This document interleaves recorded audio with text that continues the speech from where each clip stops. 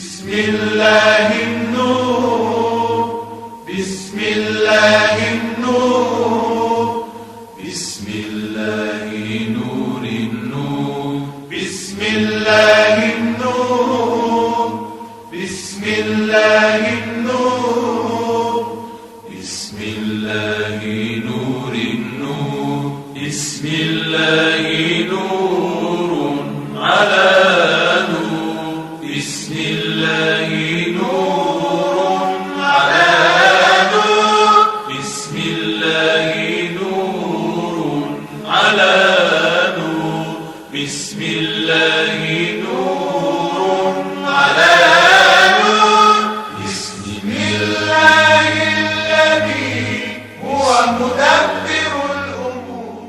بسم اللہ الرحمن الرحیم.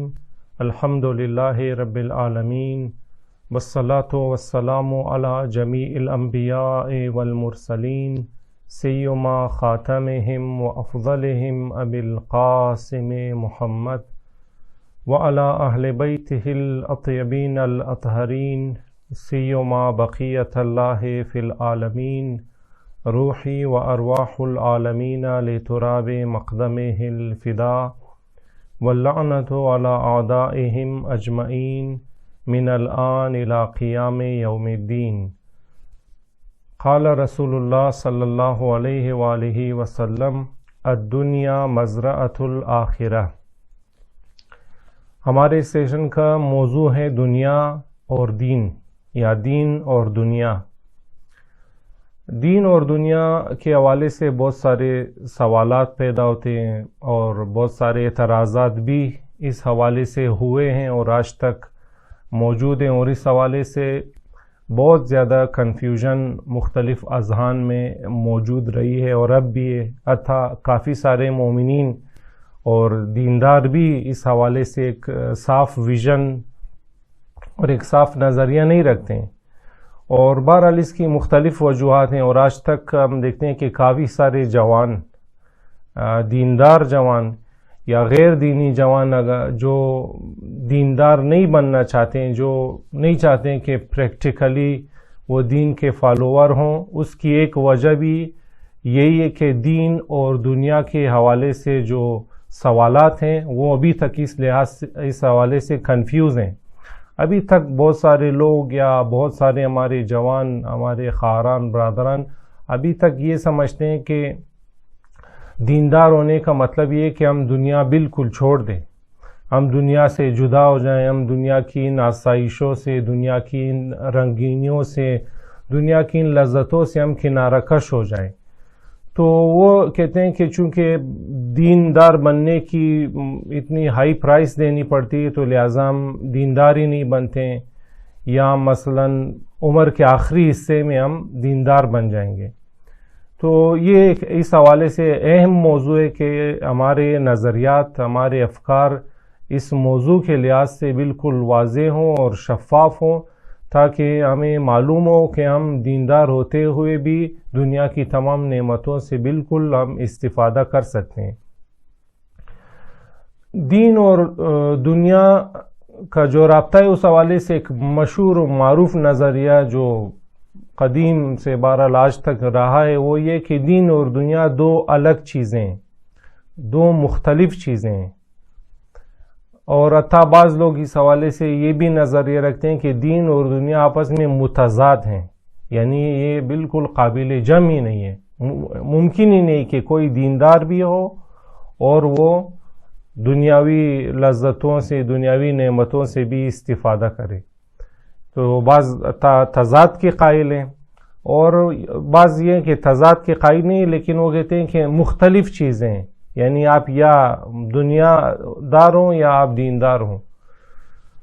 اور دیگر بھی اس حوالے سے نظریات ہیں. تو سب سے پہلی وجہ ہم یہ دیکھتے ہیں، پہلا اہم موضوع کہ یہ غلط فہمی پیدا کی ہوتی ہے. دیگر ادیان میں بھی دیکھتے ہیں کہ یہ غلط فہمیاں موجود ہیں. ہمارے بہرحال جو روشن خیال افراد ہیں، لبرل افراد ہیں، ان میں بھی یہ غلط فہمی موجود ہے. اور جیسا کہ میں نے عرض کیا کہ خود دیندار افراد میں بھی اس حوالے سے غلط فہمیاں موجود ہیں. تو پہلے تو ہمیں یہ دیکھنا چاہیے کہ یہ غلط فہمیاں پیدا کی ہوتی ہیں. ان غلط فہمی جو دین اور دنیا میں تضاد ہے یا ان میں اختلاف ہے یا دو یہ الگ چیزیں ہیں اور یہ اکٹھی نہیں ہو سکتی ہیں، اس حوالے سے جو مشکلات اور فکری مشکلات پیدا ہوتی ہیں، اس کی ایک وجہ یہ ہے کہ مثلا ہم دیکھتے ہیں کہ ہمارے دین میں دنیا پرستی کی شدید مخالفت کی گئی ہے. بہرحال یہ ہمارے اخلاقیات میں ایک اہم موضوع ہے کہ جس میں دنیا پرستی کی شدید مذمت کی گئی ہے. دیکھیں اب وہ البتہ میرا موضوع یہ نہیں ہے دنیا پرستی، لیکن میں چونکہ اپنے موضوع کے حوالے سے بات کرنا چاہ رہا ہوں تو ایک عامل بتا رہا ہوں کہ چونکہ دنیا پرستی کی مذمت ہوئی ہے، دنیا پرستی یعنی دنیا میں حد سے زیادہ ڈوب جانا اور دنیا ہی کو ہر چیز کا معیار قرار دینا، رشتوں کا معیار، دوستیوں کا معیار اور دیگر بہرحال اصولوں اور قوانین کا معیار قرار دینا، انت سے اور حلال اور حرام کی تفریق بالکل ختم کر دینا اور دنیا ہی کو سب کچھ، دنیا ہی کو دار بقا سمجھنا، بہرحال دنیا پرستی سے یہ مراد ہے. تو اس لیے ہم دیکھتے ہیں کہ ہمارے اخلاقیات میں ایک بہت اہم موضوع دنیا پرستی کی مذمت رہا ہے، جو کہ ایک حقیقت بھی ہے. اور اس حوالے سے ہمارے معصومین کا کردار، ان کا کردار بھی دنیا پرستی سے گریزہ رہا ہے اور ان کی احادیث میں بھی سینکڑوں کے حساب سے ایسی احادیث ہیں جو دنیا پرستی کی مذمت کرتی ہیں. تو پس اس میں تو کوئی دو رائے نہیں کہ دنیا پرستی کی مذمت کی گئی ہے اور بالکل دنیا پرستی قابل مذمت بھی ہے. لیکن مسئلہ کہاں پیدا ہوتا ہے کہ بعض لوگ دنیا پرستی کی صحیح تعریف جانے بغیر صرف لفظ دنیا پرستی سن کر وہ خیال کرتے ہیں کہ پس دین اور دنیا میں اختلاف ہے یا ان دونوں میں تضاد ہے. حالانکہ اگر دنیا پرستی کا صحیح معنی معلوم ہو اور دین اور دنیا کا بھی صحیح معنی معلوم ہو تو یہ کنفیوژن پیدا نہیں ہوتی. لیکن چونکہ بہرحال بعض لوگ دنیا پرستی کی صحیح تعریف انہیں معلوم نہیں ہوتی، انہیں پتہ نہیں ہوتا کہ دنیا میں اور دنیا پرستی میں فرق ہے. مال و دولت، اچھا گھر، اچھی آسائشیں رکھنے میں اور ان کا اسیر ہونے میں فرق ہے.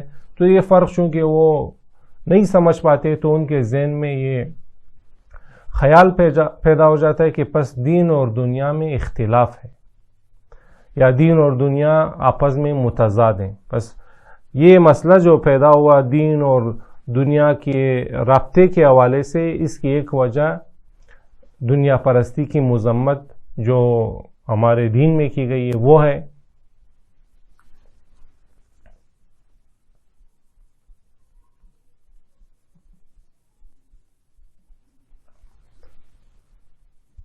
اس کی دوسری وجہ یہ ہے کہ مثلا ہم دیکھتے ہیں کہ جب دین کی تبلیغ کی جاتی ہے، اب اس میں کوئی بھی ہو سکتے ہیں، ممکن ہے بعض کم علم علماء جو صحیح دین کو ڈیفائن نہیں کرتے، یا علماء نہیں عام لوگ مثلا دین کی اس طرح سے تبلیغ کرتے ہیں کہ مثلا دینی امور کے جو ثواب بتاتے ہیں تو وہ ہمیشہ ہی کرتے ہیں کہ آپ یہ کام انجام دیں، اس کا ثواب آپ کو قبر میں ملے گا، آپ کو عالم برزخ میں ملے گا، آپ کو جنت میں ملے گا، یا مثلا آپ یہ کام کریں تو آخرت میں اتنے شہیدوں کا ثواب ملے گا. یعنی اب ہمارے ہاں ظاہر دین میں جو بھی انسان عبادت انجام دے، چاہے وہ عبادت اللہ کے رابطے کے حوالے سے ہو یا خدمت خلق کے حوالے سے ہو، تو ہمیشہ ہی کہا جاتا ہے کہ مثلا یا اکثر کہ اس کا ثواب آپ کو قبر میں ملے گا، قیامت میں ملے گا، اس کے ثواب میں آپ کو جنت میں اتنی حوریں ملیں گی، جنت میں آپ کو اتنے محل مکانات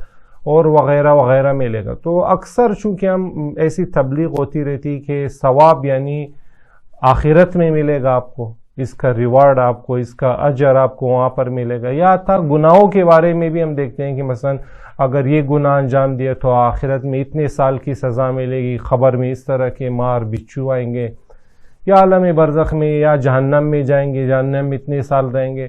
تو اس طرح جب بار بار ہم لوگ سنتے رہتے ہیں تو آہستہ آہستہ ہمارے ذہن میں یہ خیال پیدا ہوتا ہے کہ پس دین کی جو چیزیں ہیں، دینی جو عبادات ہیں یا دین کے حوالے سے جو گناہ ہیں، وہ سب آخرت سے تعلق رکھتے ہیں اور ان کا تعلق جو ہے دنیا سے نہیں ہے. یعنی اگر ہم جتنے بھی گناہ کر لیں بہرحال دنیا خیریت سے گزرے گی، اور جو بھی ہونا ہوگا وہ آخرت میں ہوگا، قبر میں ہوگا، برزخ میں ہوگا. یا اگر ہم جتنے بھی اچھے کام کر لیں، نمازیں پڑھیں، ہم اپنی دیگر عبادات، دیگر وظائف واجبات انجام دیں، تو ثواب جو ہے وہ سارا آخرت میں، قبر میں، برزخ میں ملے گا. یہاں دنیا بہرحال ایسی ہی گزرے گی. تو اس طرح کی تبلیغات جو ممکن ہے بعض اوقات بعض کم علم علماء کی طرف سے ہو، یا بعض خود عوام کی طرف سے ہو، یا اپنے ذاتی مطالعات کی وجہ سے ہو، تو بہرحال یہ سنتے سنتے آہستہ آہستہ ذہن میں یہ خیال بننے لگتا ہے اور یہ نظریہ بننے لگتا ہے کہ گویا کہ دین اور دنیا میں اختلاف ہے. یعنی دین گویا کہ دین کی ہر چیز آخرت کے حوالے سے، دین دنیا کے لیے ہے ہی نہیں. دین کو فالو کرنے کا دنیا میں کوئی فائدہ نہیں ہے، یا دین کو فالو نہ کرنے کا دنیا میں کوئی نقصان نہیں ہے. جو بھی فائدہ یا نقصان ہونا ہوگا وہ موت کے بعد ہے. تو ظاہر ہے اگر ہم اسی طرح سنتے رہیں اور اگر ہم اسی پر ہی عقیدہ بنا لیں اپنا، تو ظاہر ہے اس کا واضح نتیجہ یہی ہے کہ دین اور دنیا میں فرق ہے، دین اور دنیا میں اختلاف ہے. بہرحال فی الحال تو نقد معاملہ یہ دنیا ہے نا، فی الحال تو ہم دنیا میں زندگی گزار رہے ہیں. اب آخرت یا یہ جو چیزیں تو بہرحال موت کے بعد آنی ہے اور موت کے بعد ہم ان کا مشاہدہ کریں گے. تو ہم بہرحال ہم کہتے ہیں کہ پس اپنی دنیا گزار لیں، پھر دین کو بھی ہم کچھ کر لیں گے. وہ آخرت سے، چونکہ آخرت سے مربوط ہے تو اس لیے عمر کے آخر حصے میں ہی ہم دیندار ہو جائیں گے. اور یہ بہرحال ہم ٹرینڈ دیکھتے ہیں مختلف افراد میں. میں نے کئی جوانوں کو دیکھتے ہوئے کہتے ہیں کہ عزیز ہم دین کا تعلق تو آخرت سے، تو فی الحال اپنی دنیا گزارتے ہیں، موج مستیاں اپنے کر لیتے ہیں. پھر جب عمر بہرحال 60-70 کی ہو جائے گی تو اس وقت پھر ہم تسبیح کا زمانہ آئے گا، پھر ہم آخرت کی یاد کریں گے، اپنی قضا نمازیں. اسی ماہ رمضان میں ایک ہماری ملت کا ایک فیوریٹ وہ قضائی نمازیں پڑھنا ہوتا ہے. تو یہ سب پھر ہم قضائی وغیرہ یہ سب کر لیں گے انشاءاللہ. پھر اللہ بزرگ ہے، اللہ معاف کر دے گا فلاں کو. اس طرح پھر ہم جو ہے بہت اسمارٹ بننے کی کوشش کرتے ہیں. پھر ہم کہتے ہیں کہ اچھا اس طرح سے دنیا بھی آ جائے گی، آخرت بھی سنور جائے گی، دنیا کے بھی ہم مزے لے لیں گے، دنیا میں بھی موج مستی ہو جائے گی، اور بالا آخرت سے بھی ہم محروم نہیں رہیں گے. ویسے بھی ہمارے ذاکرین نے تبلیغات تو کر رکھی کہ آپ بس ایک نعرہ لگائیں اور جو کچھ ہوگا وہ سب کچھ معاف ہو جائے گا.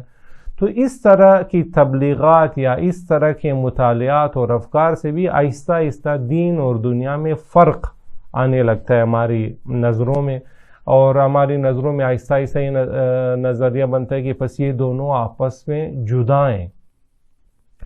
اور اس کے علاوہ مثلا ہم دیکھتے ہیں کہ ہمارے دین میں بھی اور دیگر ادیان میں بھی کچھ ایسے افراد رہتے ہیں ہمیشہ جو ہمیشہ دنیا سے گریزہ رہتے ہیں. جیسے اپنے مثلا صوفی حضرات ہیں. مسلمانوں میں کافی ایک اچھا خاصا طبقہ ہے، صوفی طبقہ ہے، اور کافی سارے ان کے فالوور بھی ہیں. تو صوفی طبقے کو ہم دیکھتے ہیں کہ وہ پریکٹیکلی بھی دنیا سے گریزہ رہتے ہیں. یعنی ان کے پاس سب کچھ ہو بھی تب بھی وہ دنیا کی لذتوں سے اپنے آپ کو دور رکھتے ہیں. تو یہ سب چیزیں مل کر اس نظریے کو مزید تقویت دیتی ہیں. جب مثلا اب ظاہر ہے ہمارے ائمہ طاہرین علیہ السلام نے بھی زاہدانہ زندگی گزاری. بالخصوص مولا کائنات امام علی علیہ السلام کی سیرت جب ہم دیکھتے ہیں کہ امام شدت سے دنیاوی نعمتوں سے گریزہ رہے. پوری زندگی انہوں نے فقط روٹی اور سرکہ اور نمک انہی چیزوں سے انہوں نے بہرحال یہی ان کی غذا تھی، انہی سے ماہ رمضان میں افطار فرمائے کرتے تھے. تو بہرحال وہ باتیں پھر اس سیرت کو دیکھتے ہوئے جب ہم سب سے ذاتی طور پر جب ہم لوگ کنکلوڈ کرنے لگتے ہیں، نتیجہ گیری کرنے لگتے ہیں، تو ہمیں یہی دکھائی دیتا ہے کہ عزیز ہم پس دنیا اور دین میں فرق ہے. اور دنیا جو بھی آخرت کی چیزیں یہاں پر کچھ بھی خلاصہ اس کا کوئی خاص فائدہ نقصان نہیں ہے. پھر ہم بالخصوص دیگر ادیان میں دیکھتے ہیں کہ دنیا پرستی کی ذرا حد سے زیادہ اس حد تک مذمت کی گئی ہے. جیسے ہم عیسائیت میں دیکھتے ہیں، عیسائیت میں باقاعدہ طور پر ان کے دینی قوانین اور اصول میں سے کہ یا آپ جو ہے دیندار ہوں گے یا آپ دنیا دار ہوں گے. یعنی آپ کے پاس صرف دو آپشن ہیں. یعنی ان کے نظریے میں ممکن ہی نہیں ہے کہ آپ دنیا دار بھی ہوں، یعنی آپ کا اچھا مکان ہو، اچھے بینک بیلنس، اچھے بہرحال دنیاوی آسائشیں بھی ہوں اور آپ اچھے دیندار بھی ہوں. وہ کہتے ہیں یہ ممکن نہیں ہے. اگر آپ نے اچھا دیندار بننا ہے تو آپ ان تمام آسائشوں سے حتیٰ فیملی سے آپ جدا ہو جائیں. اسی لیے دیکھیں آپ مثلا عیسائیت میں شادی کرنا خود ایک حرام کام ہے، یعنی ایک گناہ ہے، اس سے معافی مانگنی چاہیے عیسائیت کے مطابق. تو یہ چیزیں جب ہم سب دیکھتے ہیں تو آہستہ آہستہ اکثر لوگ اس حوالے سے شدیداً کنفیوز ہو گئے. اور عرض کیا میں نے کہتا ہے اس کنفیوژن میں خود دیندار افراد بھی شامل ہیں. مثلا اگر ہمارے دیندار افراد بھی کسی کو دیکھ لیں کہ جس کے پاس اچھی دنیا ہے، اچھا گھر ہے، گاڑی ہے، بہرحال اور آسائشیں نعمتیں دنیا کی، تو یہی نظریہ اپنا لیتے ہیں کہ یار یہ دیندار آدمی نہیں ہے. حتیٰ اگر کوئی عالم دین بھی ہو، مثلا بہرحال ہمارے کافی سارے علماء ایسے بھی جو اپنے خاندانی طور پر مالدار ہیں، خاندانی طور پر ان کا اچھا بینک بیلنس ہے. تو ہم لوگ جب ایسے افراد کو دیکھتے ہیں، حتیٰ ایسے اچھے علماء کو جب ہم دیکھتے ہیں تو ہم کہتے ہیں کہ یہ تو دنیا والے علماء ہیں، یہ علماء حق نہیں ہے، یہ تو علماء سو ہیں، فلاں فلاں اس طرح کی اور مختلف باتیں، اور ہم بہرحال آسانی سے ان پر کمنٹ بھی دے دیتے ہیں. تو یہ اسی غلط فہمی کی بنا پر ہے. لیکن ہم جب معصومین کی سیرت میں دیکھتے ہیں اور ان کے اقوال اور قرآن کریم کو جب ہم دیکھتے ہیں تو اس حوالے سے ہم دیکھتے ہیں کہ بالکل مختلف ہے. ہمارا نظریہ اور عیسائیت اور مثلا ہندوازم اور دیگر ادیان کے نظریے میں زمین و آسمان کا فرق ہے اس حوالے سے. اور واقعاً ہم جو کہتے ہیں کہ اسلام دین فطرت ہے تو وہ واقعی دین فطرت ہے. دیکھیے واقعی انسان بہرحال جیسا بھی ہو، انسان واقعی چاہتا ہے کہ اس دنیا میں بہرحال اس کی اچھی زندگی گزرے، اس دنیا میں وہ بھوکا نہ رہے، وہ فقیر اور محتاج نہ ہو. تو یہ تو ایک فطری خواہش ہے، انسان چاہتا ہے اس دنیا میں اس کی اچھی زندگی گزارے. تو لہٰذا جب وہ یہ خیال کرے کہ دین ایک اچھی دنیا گزارنے میں مانے تو وہ دین چھوڑ دیتا ہے. اکثر لوگ تو دنیا نہیں چھوڑتے، وہ دین چھوڑ دیتے ہیں، حالانکہ یہ نظریہ ہی غلط ہے. اگر ہمیں معلوم ہونا چاہیے کہ دین آیا ہی اسی لیے کہ دنیا اچھی گزرے. دیکھیں بہت بنیادی بات ہے کہ دین آیا ہی اسی لیے کہ دنیا اچھی گزرے تاکہ آخرت اچھی بنے. البتہ اس میں کوئی شک نہیں ہے کہ دین کا اصل آبجیکٹ، دین کا اصل ہدف آخرت سنوارنا ہے، اس میں کوئی دو رائے نہیں ہے. دنیا بہرحال ایک عارضی زندگی ہے. دنیا میں کسی نے بھی ہمیشہ نہیں رہنا ہے، اور دنیا میں جو ہم رہتے بھی ہمیشہ ایک حالت میں نہیں رہتے ہیں. کچھ عرصہ بچپن میں گزر جاتا ہے، کچھ عرصہ نوجوانی میں، کچھ عرصہ جوانی میں، پھر اس کے بعد جو ہے میان سالی اور بوڑھاپا. بہرحال دنیا میں ہم کبھی بھی ایک حالت میں سے اسٹیبل نہیں رہتے ہیں. بس یہ واضح بات ہے کہ دین کا اصل آبجیکٹ آخرت کی زندگی ہے. اس حوالے سے اب بات کرنا تھوڑا اس لیے مشکل ہوگا کہ اگر ہمارے لیے اصول دین میں جو ہمارے نظریات ہیں اگر وہ کلیئر ہوں تو اس حوالے سے پھر دین اور دنیا کے تعلق پر بحث کرنا کافی آسان ہو جاتا ہے. لیکن بہرحال اب میں کچھ باتیں اشارتاً کہہ دوں، چونکہ مجھے معلوم نہیں کہ میرے مخاطبین اس حوالے سے کس لیول پہ ہیں. بہرحال ہم اپنے اعتقادات میں، اپنے نظریات میں، اپنے اصول دین میں ہم یہ پڑھتے ہیں، وہاں انسان شناسی ایک اہم موضوع ہے کہ انسان جسم کے علاوہ روح بھی رکھتا ہے. جسم میٹیریل ہے اور روح نان میٹیریل ہے. جسم عارضی ہے، جسم نے بہرحال 40 50 60 70 80 100 سال بعد خاک میں جا کر، مٹی میں جا کر مٹی بن جانا ہے. لیکن روح ہمیشہ رہنے والی چیز ہے. روح بہرحال ایک انتہائی اہم موضوع ہے اور آج تک روح پر بحث ہو رہی ہے.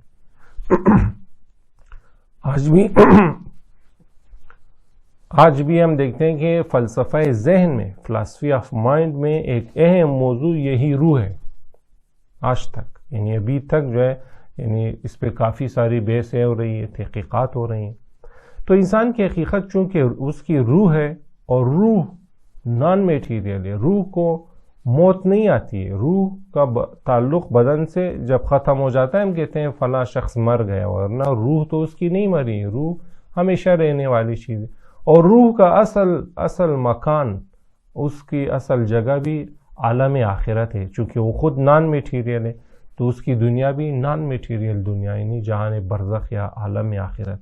اسی لیے احادیث میں بھی آئے کہ ہم دیکھتے ہیں کہ کسی نے مثلا معصومین سے پوچھا کہ یا ابن رسول اللہ، ہم جب قبرستان میں جاتے ہیں تو جب انسان کو ایسے سکون محسوس ہوتا ہے، بالخصوص جب انسان قبرستان میں اکیلے جائے تو تھوڑا یعنی 5-10 منٹ بیٹھنے کے بعد انسان کو بالکل محسوس ہوتا ہے کہ یہاں پر سکون اور آرام ہے. تو امام علیہ السلام سے پوچھا گیا کہ اس کی وجہ کیا ہے، تو امام علیہ السلام نے جواب دیا کہ چونکہ انسان کی روح کو معلوم ہے کہ میرا اصل مکان، میری اصل جگہ یہی عالم برزخ اور عالم آخرت ہے، جو اس دنیا میں جس کا مظہر قبرستان ہے، تو اس لیے اس کو سکون محسوس ہوتا ہے. چونکہ ہر انسان کو اپنے گھر میں سکون محسوس ہوتا ہے. ہم جب سفر پہ جاتے ہیں، آپ میں سے کئی لوگ بہرحال سفر پہ گئے ہوں گے، زیارات پہ گئے ہوں گے، تو انسان جب سفر پہ جاتا ہے، جتنے بھی اچھے ہوٹل ہوں، اچھی جگہ ہوں، تو انسان کو تب بھی وہ سکون اور وہ بہرحال آرام اور وہ مزہ نہیں آتا ہے جو اپنے گھر میں آتا ہے. تو انسانی روح بھی اسی طرح ہے. روح کو چونکہ معلوم ہے کہ اس کا اصل مقام عالم آخرت ہے، اسی لیے دیکھیں آج تک دنیا میں جتنے بھی انسان ہیں ان کی روحیں بہرحال آخرت کو یاد کرتی ہیں. انسان کو ہمیشہ سے معنویت سے پیار رہا ہے، آج بھی یہی صورتحال ہے. بہرحال یہ موضوع اپنی جگہ پر. تو انسانی روح چونکہ آخرت سے تعلق رکھتی ہے، آخرت بھی یہ نہیں کہ ایک الگ دنیا ہو، آخرت چونکہ ہم بہرحال یہ دنیاوی زندگی گزارنے کے بعد اس کا مشاہدہ کرتے ہیں، تو یہ بعد میں مشاہدہ کرنے کی وجہ سے اس کو کہتے ہیں آخرت. وغیرہ یہ نہیں کہ آخرت بعد میں ہو، آخرت ابھی ہے، ہم اب بھی عالم آخرت میں. بہرحال یہ بات سے بات نکل رہی ہے، کافی ساری باتیں بیچ میں آ رہی. پس روح آخرت کی چیز ہے، روح نان میٹیریل ہے. دین بھی اسی لیے آئے کہ انسانی روح کی اس طرح سے تربیت کرے کہ وہ عالم آخرت میں بہترین زندگی گزارے. لیکن انسان کی تربیت کہاں کرے؟ اس روح کی تربیت اس دنیا میں ہوگی. عالم آخرت عالم تربیت نہیں ہے، عالم تربیت فقط یہ دنیا ہے. اسی لیے تربیت کے حوالے سے دنیا انتہائی قابل تعریف ہے. کوئی شخص کوفہ میں دنیا کی مذمت کر رہا تھا، مولا کائنات امام علی علیہ السلام کے زمانے میں، ان کے زمانہ حکومت میں. بہرحال کسی جگہ پر بیٹھا وہ دنیا کی مذمت کر رہا تھا. بہرحال مختلف مذمتیں کہ دنیا سے انسان کو لا تعلق رہنا چاہیے، دنیا عارضی ہے، فلاں یہ وہ. جب مولا کائنات اس کے قریب سے گزرے تو امام نے دیکھ لیا کہ یہ بھی اسی فکری مشکل میں گرفتار ہے جس میں ہم اور آپ آج کل گرفتار ہیں. امام نے سمجھ لی کہ یہ بندہ خدا دنیا پرستی اور دنیا میں فرق نہیں رکھ رہا ہے. دنیا پرستی میں اور دنیا میں فرق ہے. دنیا اللہ کی مخلوق ہے، اللہ کی مخلوق تو بری نہیں ہو سکتی. دنیا پرستی جو ہمارا دنیا سے رویہ اور ریلیشن ہے وہ برا ہے. بہرحال امام علیہ السلام نے اس کی مذمت کی کہ شخص تم غلط کر رہے ہو، تم کیوں دنیا کی مذمت کر رہے ہو؟ دنیا تو قابل مذمت نہیں. پھر امام علیہ السلام نے دنیا کی بہت خوبصورت تعریفیں کی. اسی جگہ پر ایک خطبہ دیا جو نہج البلاغہ میں بھی موجود ہے. امام نے تعریف کی نہج البلاغہ میں حکمت نمبر 126 اس حوالے سے موجود. امام علیہ السلام نے فرمایا دنیا تو تربیت کی جگہ ہے عزیزم. اسی دنیا میں انسانی کامل پیدا ہوتے ہیں، اسی دنیا میں یہی ضعیف انسان، یہی ناقص انسان کامل انسان بنتے ہیں، اولیاء الہی بنتے ہیں. دنیا تو اچھی جگہ ہے. دنیا پرستی بری ہے. وہ جو دنیا پرستی تمہارا رویہ ہے دنیا کے ساتھ، دنیا پرستی تمہارا ریلیشن ہے، تمہارے تعلقات ہے، تمہارا حد سے زیادہ ڈوب جانا ہے، حق اور ناحق چھوڑ کے سب کچھ دنیا سمجھ لینا، یہ بری چیز ہے. وگرنہ خود دنیا یہ تو بہترین جگہ ہے. اسی لیے ہم دیکھتے ہیں کہ کافی ساری دعاؤں میں یہ ہمیں دعا سکھائی گئی کہ ہم طول عمر کی دعا مانگے اللہ سے. آپ دیکھیں انہی ماہ رمضان میں جو دن اور رات کی جو دعائیں، ان میں سے کئی دعاؤں میں ہم اللہ سے لمبی عمر مانگتے ہیں. کیوں؟ تاکہ ہمیں لمبی عمر ملے اس دنیا میں، ہم زیادہ اپنی آخرت کو سنوار سکیں، زیادہ بہتر اپنی ہم تربیت کر سکیں. تو پس چونکہ دنیا تربیت کی جگہ ہے، جیسے مولا کائنات بھی اپنی اس حدیث میں فرماتے ہیں، اسی حکمت نمبر 126 جو نہج البلاغہ میں موجود ہے، امام فرماتے ہیں کہ الدنیا دار صدق لمن صدقها ودار عافیت لمن فہم عنها ودار غنى لمن تزود عنها منها. امام فرماتے ہیں یہ دنیا تو ایک اچھی جگہ ہے، یہاں سے انسان غنی ہو کر نکل سکتا ہے، اپنے لیے زاد آخرت لے. جو زاد آخرت جمع کرنا چاہتا ہے اس کے لیے تو دنیا بہترین جگہ ہے. وہ یہاں زیادہ سے زیادہ نیکیاں کرے، خدمت خلق کرے، دوسروں کا خیال رکھے، افطاری دے، غریبوں مستحقوں کی مدد کرے، اپنے والدین کا احترام کرے، اپنے اساتذہ کے احترام کرے، علم حاصل کرے، اہل فکر و اہل قرآن بنے. یہ چیزیں سمیٹ کر وہ تو آخرت میں اور بھی بہترین سفر کر سکتا ہے. یہ دنیا تو اس حوالے سے بہترین جگہ ہے. ودار و موعظۃ لمن اتعظ بها، جو اس دنیا سے وعظ و نصیحت اور بیدار ہونا چاہے اس کے لیے دنیا میں ایسی نشانیاں موجود ہے. مسجد و احباء اللہ، سبحان اللہ، کتنی خوبصورت تعریف ہے کہ امام فرماتے ہیں یہی دنیا جس کی تم مذمت کر رہے ہو، مذمت تو تمہارے ان افکار کی ہونی چاہیے.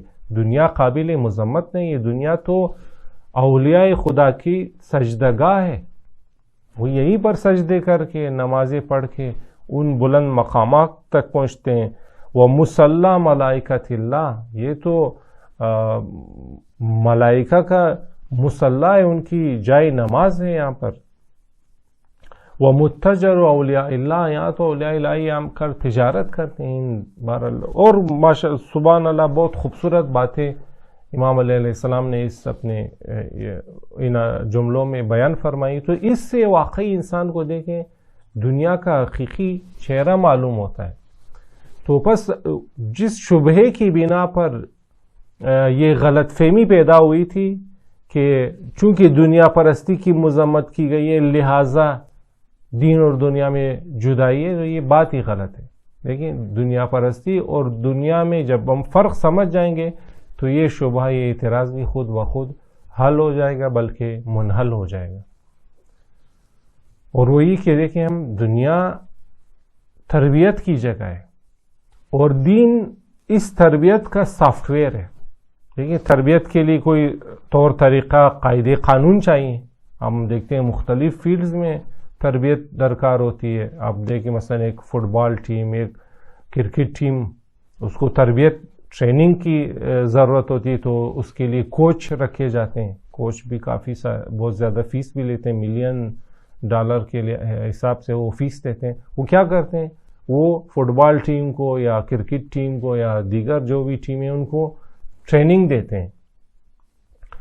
تو انسان کو ٹریننگ کی ضرورت ہوتی ہے. اب عالم آخرت میں ایک بہترین اور ابدی زندگی گزارنے کے لیے بھی ہمیں تربیت درکار ہے. حتیٰ اسی دنیا میں اچھی دنیا گزارنے کے لیے ہمیں تربیت درکار ہے. دیکھیں ہم اگر یہاں دنیا میں چاہتے ہیں کہ ایک اچھے والد بنے، دنیا میں چاہتے ہیں ایک اچھی والدہ بنے جو خاران ہے، اچھے ٹیچر بنے، اچھا فرد بنے، اچھا ہمسایہ بنے، اچھا بیٹا بنے، بیٹی بنے، جو بھی ہمارے لحاظ سے جو بھی رول بنتا ہے، اس کے لیے ہمیں تربیت درکار ہے، اس کے لیے ہمیں قاعدے قوانین درکار ہیں. دین یہی چیز ہمیں پرووائڈ کرتا ہے. بس دیکھیں جب ہمیں سمجھ میں آ گیا کہ دنیا انسان کے لیے تربیت گاہ ہے، تو ہم خواہ مخواہ یہ ضرورت پیش آئے گی کہ بس اس تربیت گاہ میں ہمیں تربیت کا پروگرام بھی چاہیے. وہ تربیت کا پروگرام دین ہمیں فراہم کرتا ہے. دین خود وہی تربیتی پروگرام ہے. دین کی ڈیفینیشن اگر ہم ایک بہرحال سرسری لحاظ سے کہیں، دین یعنی الہی تربیتی پروگرام انسان کے لیے. بس دیکھیں جب ہم اس حوالے سے دین اور دنیا کا تعلق دیکھیں تو ہمیں کوئی مشکل ہی پیش نہیں آئے گی. دنیا تربیت کی جگہ اور دین تربیت کا پروگرام، تو یہ دونوں ایک ساتھ ہی ہیں. بس اس لحاظ سے میں نے عرض کیا تھا چند جملے قبل کے دین دنیا کو بہتر بنانے کے لیے آئے تاکہ آخرت بھی بہتر بنے. ہمارے دین میں دیکھیں فقر کی مذمت کی گئی ہے. ہم سب کا فریضہ، اہم ترین فریضہ قرار دیا گیا کہ ہم فقر کو ختم کریں. جو عوامل ہمارے لوگوں کو فقر میں، تنگ دستی میں مبتلا کرتے ہیں، انہیں فقیر غریب بناتے ہیں، اسلام ان کی مذمت کرتا ہے. اسلام نے فقر ختم کرنے کے لیے دیکھیں انفاق، صدقہ دینا، صدقہ فطر دینا، خمس دینا، زکوٰۃ دینا، یہ چیزیں قرار دی تاکہ ہم سب مل کے معاشرے میں سے غربت، فقر ختم کریں. یعنی ہر ایک کے پاس بہرحال نعمتیں ہونی چاہیے، اس کی دنیا اچھی گزرے، لیکن اس تربیت کے ساتھ جو دین فراہم کرتا ہے. اگر دینی تربیت نہ ہو تو ظاہر ہے انسان، جیسے آپ یورپی امریکن سوسائٹی کا حال دیکھ رہے ہیں کہ ہر نوع اقسام کے گناہوں میں وہ مبتلا ہیں. وہاں بالکل فیملی سسٹم ہی کولیپس کر گیا ہے، اور باقی بھی ان میں بہت ساری مشکلات ہیں. گرچہ ممکن ہے ہم ظاہری طور پر جو دیکھتے ہیں اچھی بلڈنگیں، اچھے مکانات اور بہرحال یہ گاڑیاں وغیرہ نظر آتی ہیں، لیکن ان سائڈ جب ہم دیکھتے ہیں تو وہ انسان شدید ڈپریس لوگ، اور خاندانی نظام نہیں ہے، مہر و محبت کی کمی ہے. یعنی چونکہ دین نہیں ہے نا، فقط دنیا ہے، اس لیے خودکشیاں بھی زیادہ ہیں، دیگر بیماریاں بھی زیادہ ہیں. البتہ یہ بات ہے جو میں مغربی ممالک کے لیے کہہ رہا ہوں، اس کا مطلب یہ نہیں میں یہ کہہ رہا ہوں کہ اسلامی ممالک میں نہیں ہے. اسلامی ممالک کا بھی وہی حال ہے، چونکہ ہم مسلمان کب ہیں. ہم انفیکٹ ایکچولی مسلمان نہیں ہیں. تو کلمہ پڑھتے ہیں لیکن اسلام کو کتنا فالو کرتے ہیں، ہمیں اسلام کا کتنا معلوم ہے. تو یہ بہرحال اس لیے میں اسلام کا دفاع کر رہا ہوں، مسلمان کا دفاع نہیں کر رہا ہوں. پس دیکھیں دین کیا ہوا، دین پروگرام ہے، تربیتی پروگرام، تربیتی ہدایت. اسی لیے ہم دیکھتے ہیں نا دین یعنی انسان کو ہدایت دیتا ہے. کس چیز کی ہدایت؟ اس چیز، ان قوانین کی ہدایت، ان قاعدہ اور قوانین کی ہدایت جن کی بنا پر ہم اپنی تربیت کر سکتے ہیں، اپنی اولاد کی تربیت کر سکتے ہیں، اپنی معاشرے کی تربیت کر سکتے ہیں. اگر استاد شاگرد کی تربیت کر سکتا ہے. بس دین کیا ایک تربیتی پروگرام ہے کہ یہاں دنیا میں ہم نے اچھی زندگی گزارنی ہے تاکہ آخرت اچھی بنے. اگر دنیا میں اہل گناہ اور فسق فجور ہوں تو آخرت کبھی بھی اچھی نہیں گزرے گی. اسی لیے ہم دیکھتے ہیں کہ رسول خدا صلی اللہ علیہ وآلہ وسلم فرماتے ہیں کہ الدنیا مزرعۃ الآخرہ، دنیا آخرت کی کھیتی ہے. خوبصورت ترین جملہ دنیا اور بہرحال دین کے تعلق کے لحاظ سے، اور واقعی بہترین اور انتہائی گہرا جملہ جو رسول خدا نے فرمایا کہ دنیا کیا ہے، دنیا آخرت کی کھیتی ہے. یعنی آپ یہاں پر بو رہے ہیں اور اس کو آپ کب کاٹیں گے؟ آخرت میں کاٹیں گے. یہ بونے کی جگہ ہے، یہاں بیج بو رہے ہیں. اور کس طرح بیج بوئیں، کس قاعدہ قوانین کے تحت، یہ دین آپ کو آ کر بتاتا ہے. دین آپ کو ہدایت دیتا ہے. ہدایت کا معنی کیا ہے کہ راہ دکھانا. کوئی آپ سے آ کے ایڈریس پوچھتا ہے کہ فلاں جگہ فلاں روڈ کہاں ہے، آپ کہتے ہیں یہاں سے وہاں سے آپ ہو کر جائیں، آپ وہاں پہنچ جائیں گے. یہ جو آپ اسے راستہ دکھا رہے ہیں اس کو عربی میں کہتے ہیں ہدایت دینا. تو دین ہمیں کس چیز کی ہدایت دیتا ہے کہ ہم کس طرح اس دنیا میں بیج بوئیں آخرت کے، جو حدیث نے فرمایا. یہ جو ہم اعمال انجام دے رہے ہیں، ہم جو کچھ کہہ رہے ہیں، جو کچھ سوچ رہے ہیں، جو کچھ عمل کر رہے ہیں، یہ سب وہ بیج ہیں جو اس دنیا میں ہم بو رہے ہیں، اور آخرت میں ہم ان کا ثمرہ کاٹیں گے. اچھا اگر گناہ تھے تو خدا نخواستہ برا ثمرہ ملے گا، اگر اچھے نیک اعمال تھے اچھا ثمرہ ملے گا. پس دیکھیں اگر ہمارے نظریات واضح ہوں کہ دین کیا ہے، دنیا کیا ہے، دنیا پرستی کیا ہے، تو یہ جو شبہات اور غلط فہمیاں اس حوالے سے پیدا ہوتی ہیں وہ خود بخود ختم ہو جائیں گی، اور ہمیں معلوم ہو جائے گا کہ بالکل ہم ہو سکتا ہے اور ہونا بھی چاہیے کہ دنیا بھی اچھی ہو، دیندار بھی ہوں، اور آخرت بھی اچھی ہو. مولا کائنات نے یہی تو ہمیں فرمایا تھا، اور باقی ائمہ نے. دیکھیں ہم سب ظہور امام زمانہ علیہ السلام کے شائق ہیں، مشتاق ہیں، عاشق ہیں کہ کاش کے مولا کا ظہور ہو، ہم بھی اس وقت بہرحال امام کی حکومت میں زندگی کریں. اب دیکھیں کتنی تعریف کی گئی احادیث میں کہ جب مولا کی حکومت قائم ہوگی تو دنیا کتنی خوبصورت بن جائے گی، ہر ایک کے پاس تمام تر آسائشیں، نعمتیں ہوں گی. حتیٰ اس وقت کوئی خمس اور زکوٰۃ نکالے گا تو اس کے کوئی مستحق نہیں ملے گا جو اس سے یہ خمس یا زکوٰۃ وصول کرے. بس اس کا مطلب ہے کہ فقر ہمارے دین میں ریکمینڈڈ نہیں ہے، بلکہ دین میں ہمارے یہی ریکمینڈ ہے کہ تمام لوگوں کے پاس دنیاوی آسائشیں ہوں، لیکن وہ دینی تربیت کے ساتھ ان چیزوں سے استفادہ کریں. یعنی دنیاوی آسائشوں سے وہ گناہ نہ کریں. یہ بری بات ہے، لیکن دنیاوی آسائشوں کا ہونا تو ریکمینڈڈ ہے، وہ تو ہونی چاہیے. چونکہ رسول خدا صلی اللہ علیہ وسلم فرماتے ہیں کہ فقر بہت بری چیز ہے. کاد الفقیر و یکون کافرا، اگر انسان شدید فقر میں مبتلا ہو جائے تو شاید وہ کافر ہو جائے، اتنی اس کی مذمت ہے. تو فقر ریکمینڈڈ نہیں ہے. دنیا اچھی دنیا اچھی دنیا یعنی اچھا گھر، اچھی آسائشیں بالکل ہمارے دین میں ریکمینڈڈ ہیں، لیکن ان چیزوں سے ہم دینی ہدایات کے مطابق استفادہ کریں، اور یہ ہماری بہتری میں ہے. بہرحال یہ ممکن ہے اس حوالے سے آپ کے ذہن میں سوالات آ رہے ہوں، تو یہ سوالات آپ کو اصول دین میں یا عقائد کی بیس میں آپ کو ان کے اچھے جوابات وہاں ملیں گے. تو میں اپنی بیس یہاں پر ختم کروں گا کہ پس دیکھیے، اگر ہمارے لیے دین، دنیا، آخرت، ان سب کی ڈیفینیشنز اور انسان کی ڈیفینیشن معلوم ہو تو اس وقت ہمیں بالکل آسانی سے معلوم ہو جائے گا کہ دین اور دنیا میں کوئی اختلاف نہیں، بالکل ایک ساتھ ہیں. اور اچھی دنیا ہوگی تبھی ہم اچھے دیندار بن سکیں گے. دیکھیں، دین اسی لیے تو خمس اور زکوٰۃ اور ان چیزوں کا کہا ہے کہ جب فقر نہیں ہوگا تو معاشرے میں چوری بھی نہیں ہوگی، معاشرے میں رشوت بھی نہیں ہوگی. ان کا آپس میں تعلق ہے.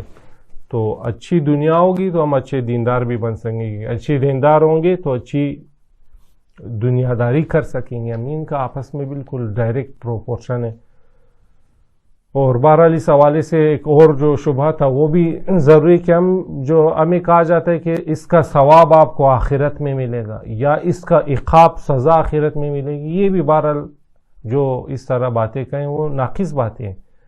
ہم جو گناہ کرتے ہیں اس کا اثر اسی دنیا میں ہمیں ملے گا، آخرت میں بھی ملے گا، اور جو اچھے کام کرتے ہیں اس کا بھی فائدہ ہمیں اس دنیا میں بھی ملے گا، آخرت میں بھی ملے گا. جس سے آپ دیکھیں، خود میری اس بات کا بہترین ثبوت دعائے کمیل ہے. دعائے کمیل ہم سب الحمدللہ پڑھتے رہتے ہیں. بھی الحمدللہ ٹرینڈ بن چکا ہے ہمارے مومنین میں. تو آپ دعائے کمیل کے پہلے ہی صفحے میں، پہلے دوسرے صفحے میں دیکھیں مولا کائنات کیا فرماتے ہیں. اللہم اغفر لی الذنوب التی تحت کل اسم، اللہم اغفر لی الذنوب التی تنزل البلاء. اس طرح کی 4-5 جملات ہیں. تحبس الدعاء. تو یعنی مولا کیا فرما رہے ہیں کہ خدا میرے وہ گناہ معاف کر جو بلائیں نازل کرتے ہیں، وہ گناہ معاف کر جو دعاؤں کو حبس کر دیتے ہیں، قید کر دیتے ہیں، وہ گناہ میرے معاف کر جو میری آبرو، میری عزت کو چاک چاک کر دیتے ہیں. یعنی امام کیا سمجھانا چاہ رہے ہیں؟ تو دعا ہے، اس کے ساتھ درس بھی ہے. امام فرما رہے ہیں کہ دیکھو عزیزم، یہ جو گناہ انجام دیتے ہو اس کا اثر اسی دنیا میں ملتا ہے. دنیا میں جو بدبختی آ رہی، بے عزتی ہو رہی ہے، بلائیں مصیبتیں نازل ہو رہی ہیں، یہ سب تمہارے گناہوں کی وجہ سے. گناہ نہ کرو تاکہ یہ چیزیں تم پر نازل نہ ہو. بس ان جیسی احادیث، دعاؤں سے ہمیں کیا درس ملتا ہے کہ یہ ایسا نہیں ہے کہ دین کو فالو کرنے کے نتائج فقط آخرت میں ملیں. آخرت میں ملیں گے اور ابدی طور پر ملیں گے، لیکن اس سے پہلے اسی دنیا میں بھی ہمیں ملیں گے. اللہ تعالیٰ سے ہم دعا کرتے ہیں کہ ہمیں دین اور دنیا کا درست تعلق سمجھنے میں مدد فرمائیں، تاکہ ہم اسی دنیا میں ایک اچھے دیندار بھی ہوں اور اچھی طرح اپنی دنیا بھی گزاریں. والسلام علیکم ورحمۃ اللہ وبرکاتہ. اللهم صل على محمد وآل محمد.